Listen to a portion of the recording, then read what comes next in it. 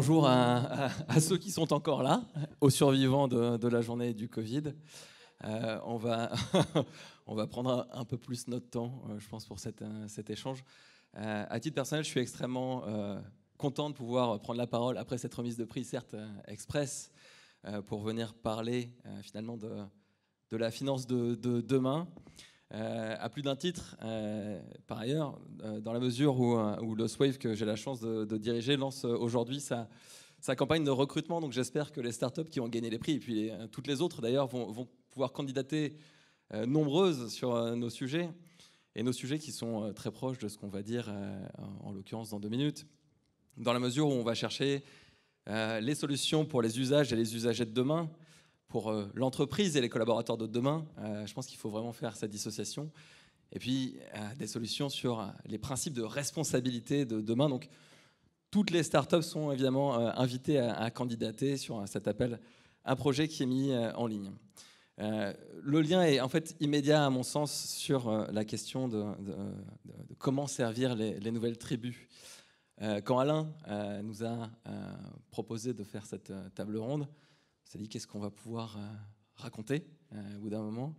On est, François, vous êtes prospectiviste, sociologue, moi sur la partie accélération.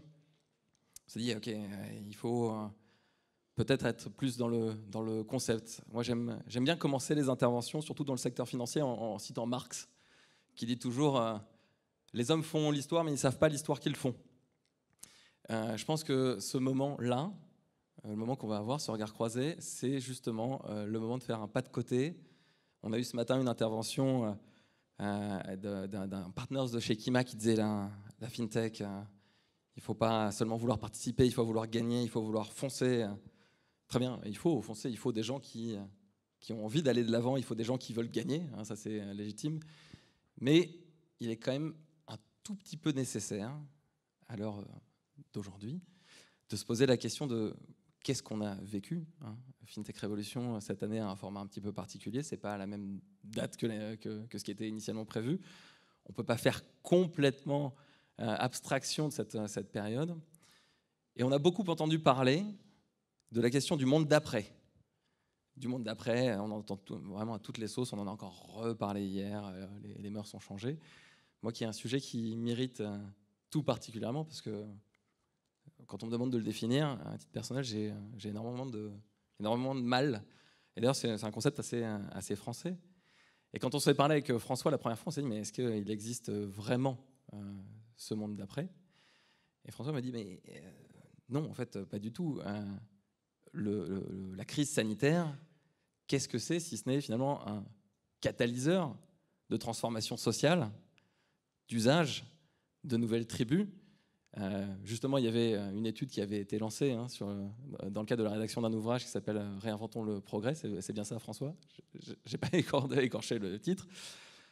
Et l'objectif, c'est vraiment de se poser la question de quelles sont les solutions qu'on développe aujourd'hui, pour qui, pourquoi aussi, et donc comment mettre en place les fruits d'une collaboration ou d'un développement économique et commercial qui répondent à des enjeux qui ne sont pas tout à fait nouveaux. François, je crois que c'est à peu près cette idée sur les nouvelles tribus. Alors, ces nouvelles tribus, quelles sont-elles? Je pense qu'on peut se poser la question. Je vais vous laisser éventuellement développer ce point de vue-là. Merci beaucoup. Alors, je ne sais pas si ça marche. Voilà, ça fonctionne. Merci Édouard. Bonjour à toutes et à tous, puis merci d'être là. Je trouve que c'est très agréable d'être en présentiel, comme on dit, voilà. Et merci et bravo aussi à France FinTech au passage, parce que de tenir dans des conditions qui sont quand même pas simples, une rencontre en réel, c'est très, je trouve, à la fois important et sympathique. Voilà. Donc, je voulais que je vous donne quelques éléments comme ça de réflexion. Alors, je rebondis sur ce que vous dites qui me paraît très puissant. On a beaucoup réfléchi, pendant le confinement notamment, sur ce monde d'après. On découvre aujourd'hui que ce monde d'après, il n'y a ni après ni avant d'une certaine manière. Et on a en effet des accélérations des tendances antérieures, puis on a tout simplement un monde qui bouge maintenant. Donc plutôt qu'un monde d'après, moi j'aurais tendance à parler, alors je ne sais pas si le terme est heureux parce qu'il me vient là à l'esprit en vous écoutant, mais du monde pendant, c'est-à-dire le monde pendant qu'on le vit en ce moment. Et j'aime beaucoup cette phrase de Marx, Je ne savais pas qu'on ferait autant l'éloge de Marx qu'aujourd'hui, ici. Il faut toujours parler de Marx dans la finance. Les hommes font le monde, si je puis me permettre, c'était ça, mais n'ont pas conscience de ce qu'ils font. Je transforme Marx, pardon. Voilà, donc les éléments que l'on a là sont issus de ils illustrent bien ça.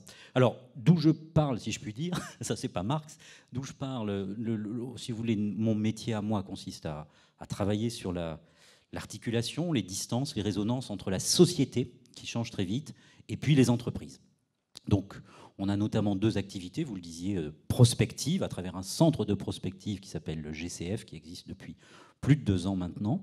Et puis, d'autre part, des activités plus classiques, j'allais dire, de suivi des tendances et des mutations de l'opinion et de la société, qui sont réalisées par une structure qui s'appelle Via Voice et qui, elle, existe depuis une 12aine d'années. Voilà. Alors, pour résumer, je ne sais pas combien de temps on a, mais pas trop longtemps quand même, parce que pour ne pas être trop bavard, le schéma souvent que l'on a en tête sur ce qu'on est en train de vivre, c'est ça. Alors, je ne sais pas si ça vous voyez. Bah oui, vous voyez très bien, c'est formidable. Ça, c'est-à-dire l'apparition d'un, avec d'énormes guillemets, nouveau consommateur. C'est-à-dire à la faveur du confinement, serait apparu une sorte de nouveau-né, une nouvelle être, voilà, qui se caractérise par une digitalisation beaucoup plus importante, qui se caractérise par un attachement à la nature, au bio, et qui se caractérise aussi par un attachement à la proximité, au circuit court. Bon. Tout ça est juste, c'est-à-dire qu'il y a eu en effet des progressions notables, pour des raisons que l'on imagine bien, du recours au digital pour faire ses achats, plus 45% hein, concrètement pendant le confinement, donc c'est énorme. Et puis les Français, alors je parle du cadre français, les Français qu'on a interrogés pendant et à la sortie du confinement se déclaraient très préoccupés par les questions liées à la nature, au vivant, à la proximité, pour les 2/3 d'entre eux. Donc tout ça n'est pas faux. Mais ce que l'on observe, et je viens enfin à ces tribus que vous appelez de vos voeux, c'est quelque chose d'un peu plus composite, et qui est nourri par quelques réflexions. Alors je vois que par la magie de la technologie, les couleurs changent entre le document qu'on a à l'origine et le document tel qu'il apparaît là. Voilà, ça fait partie des mystères de ce monde qui change sans qu'on en ait conscience. Donc, pour vous donner quelques repères forts, le pavé que vous voyez, si je puis dire, en bleu sur la gauche de l'écran, c'est une tribu que l'on pourrait qualifier de digitalistes. C'est-à-dire concrètement des gens qui sont, il doit y en avoir beaucoup ici, j'imagine, qui sont très convaincus par l'importance du digital et qui ont accéléré leur recours au digital, notamment pour leurs achats du quotidien, 30%, plus 30% de progression par rapport à l'année dernière. Donc c'est tout à fait important, c'est significatif.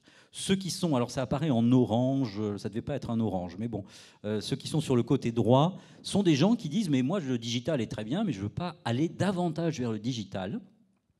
Je continue mes achats dans des boutiques traditionnelles, etc. etc. » Et alors ensuite, 2 choses très intéressantes. La première, c'est l'encadré vert, qui sont au fond tous les gens qui sont préoccupés d'une manière ou d'une autre par les questions liées à la nature, à l'environnement, à l'écologie. Et vous voyez que cet encadré vert, alors les gens qui par exemple sont attachés au circuit court, c'est le plus grand carré vert, il est à cheval, et il n'est pas de manière fortuite, hein, il y a de bonnes raisons pour qu'il soit à cheval, sur le digital et sur le non digital. C'est-à-dire vous avez, dans les gens qui sont attachés au circuit court, les 2/3 d'entre eux ne souhaitent pas aller vers davantage le digital. Et puis au-delà de ça, les consommateurs hein, qui se veulent plus respectueux de la nature, alors c'est le plus petit carré dans le grand carré vert, ceux-là aussi sont très attachés, ne sont pas nécessairement attachés au digital. Donc il y a une première alerte, si on peut dire, un premier warning, cette concentration, cette convergence que l'on imagine entre le digital et tout ce qui est nature, bio, etc., ça ne va pas de soi. Il y a beaucoup de gens qui privilégient la nature, le bio, mais qui ne souhaitent pas davantage aller vers le digital. Et puis enfin, si je puis dire, parce qu'il y a d'autres groupes, mais je pense qu'on n'a peut-être pas toute la nuit pour parler ici, enfin, il y a un groupe qui nous intéresse énormément, qu'on a appelé ici, alors je ne sais pas si le terme est le meilleur, mais les transgressifs. Transgressifs sont des gens qui sont un peu aux antipodes de ces sensibilités qu'on vient de voir là, qui ne sont pas très préoccupés par la nature et par le bio, qui ne sont pas toujours préoccupés par le digital et qui ont d'autres envies. Alors, je ne sais pas si vous avez vu passer ça, parce que c'est l'un des éléments qui nous a fait beaucoup réfléchir, la progression de Nutella a été vertigineuse pendant le confinement et après. Il y a 1 million de Français en plus qui se sont mis à consommer du Nutella par rapport à l'année dernière. Est-ce que ce sont du coup des transgressifs ou des régressifs? Eh bien voilà, alors vous avez la bonne question et je vous remercie de me la poser. Il y a deux types de consommateurs de Nutella en réalité. Il y a ceux qui se sont réfugiés, si on peut dire, ou qui ont choisi le Nutella par plaisir, parce qu'on est chez soi, on a un environnement qui est inquiétant et on a envie de consommer des choses qu'on aime bien, qui font du bien, etc. etc. Bon, qui font du bien au palais, pas nécessairement peut-être au corps, je ne sais pas, c'est un autre sujet. Bon. Mais c'est une première catégorie. Et la deuxième catégorie de consommateurs nouveaux de Nutella est très intéressante. Ce sont des gens qui sont opposés au discours un peu normatif, qui voudraient qu'on aille précisément vers la nature, vers le bio, et qui disent « on nous dit trop », qu'il faut respecter la nature, le bio, l'environnement, laissez-nous vivre. Bon. Et dans ces gens, donc ils sont 16% exactement, mais ils sont en progression, ces gens qui disent au fond laissez-nous vivre, ce sont aussi des gens, alors ne vous mettez pas à hurler, qui sont un peu plus opposés, beaucoup plus opposés que les autres à la 5G, plus opposés que les autres aussi au respect des règles barrières concernant le virus, et donc qui sont en opposition, d'où ce terme de transgressif, en transgression par rapport au discours dominant. Voilà. Et donc on voit bien qu'on a de multiples familles qui émergent. Et puis une qui ne figure pas sur ce graphique, mais je crois, Édouard, vous y êtes très attaché, 30% des gens qui disent on ne veut plus prendre le train, ni l'avion, ni éventuellement les transports en commun, non pas parce qu'on ne le peut pas, mais parce qu'on ne le souhaite pas, parce que ça n'est plus notre vision, notre idéal de vie, etc. Donc vous voyez, des familles, des tribus qui se diversifient et qui divergent les unes par rapport aux autres, et donc qui, en termes de valeurs, peuvent être aussi concurrentes. Alors, justement, la question, donc ça c'est ce que dit le terrain, la question c'est comment on raccroche ça finalement à l'innovation, et puis pour ce qui nous concerne aujourd'hui, à l'innovation financière. Est-ce que si par exemple on se dit les digitalistes, ceux qui sont très pour les nouvelles solutions, si je caricature, sont ceux qui veulent absolument avoir une plateforme pour tout, des solutions sur le mobile, typiquement des néobanques, plus besoin d'aller en agence, c'est ça le concept? Exactement ça. Alors permettez-moi de vous montrer ma page suivante. Voilà, c'est exactement. Alors on voit en réalité deux publics qui progressent. C'est très intéressant, hein, parce que c'est un peu contre-intuitif. Les carrés bleus, ce sont les gens qui disent « je suis attaché aux banques traditionnelles ».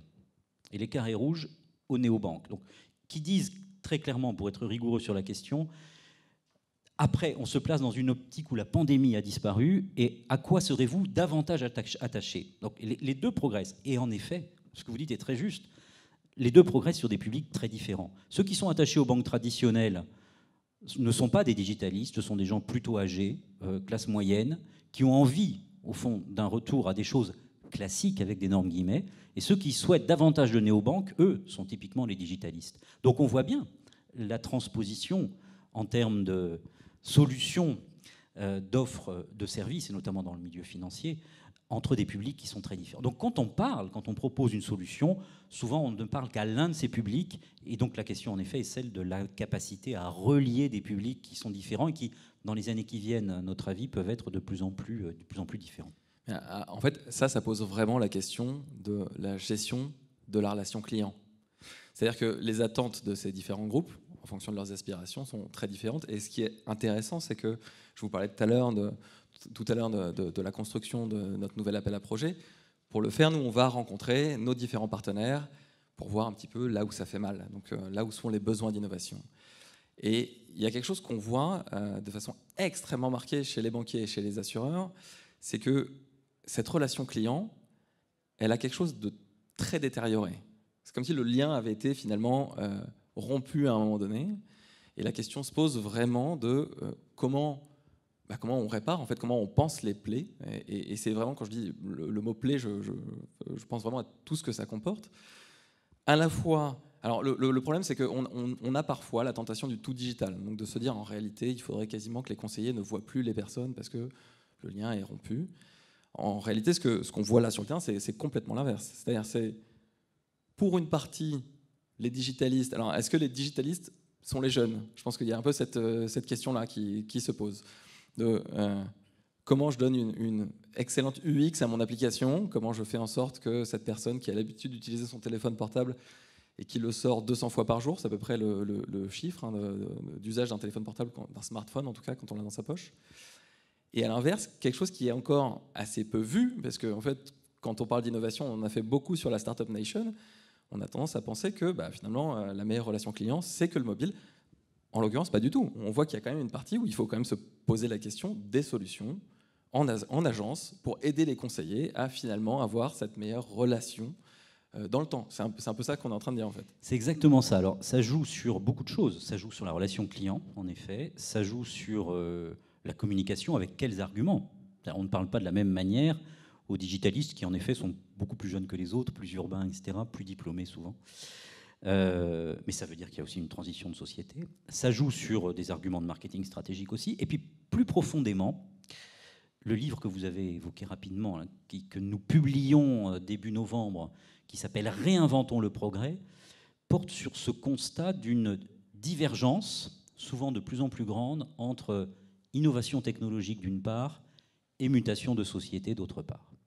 Et je crois que là, on n'est pas uniquement... Alors on est en effet sur des questions de business, de relations clients, etc., etc., mais on est aussi sur des questions de réflexion, d'arguments pour essayer de faire converger les deux. On le voit avec le débat sur la 5G aujourd'hui. Il y a des apôtres de la 5G, des gens qui disent « Attendez, la 5G, surtout pas, c'est une grande menace ». Et on le voit sur tous les sujets. Véhicule autonome, aux États-Unis a été testé un véhicule autonome il y a 2 ans. Il y a des gens qui sont sortis de chez eux avec des fusils pour détruire ce véhicule autonome parce que ça n'est pas leur mode de vie. Donc là, on a un point qui est passionnant. On est à l'aube de la 4e révolution industrielle et on projette cette 4e révolution industrielle dans des sociétés, dans des mondes qui sont en diffraction croissante. C'est ça que racontent ces tribus dont vous parlez. Et donc il va y avoir, pour tous les innovateurs, pour tous les créateurs, pour tous les utilisateurs de digital sous toutes ses formes, 4e révolution industrielle, c'est totalement du digital. Véhicules autonomes, objets connectés, 5G, etc., etc. Il va y avoir un enjeu majeur qui est de relier la société avec tous ces outils qui ne vont pas nécessairement de soi. Alors on peut dire que c'est toujours comme ça.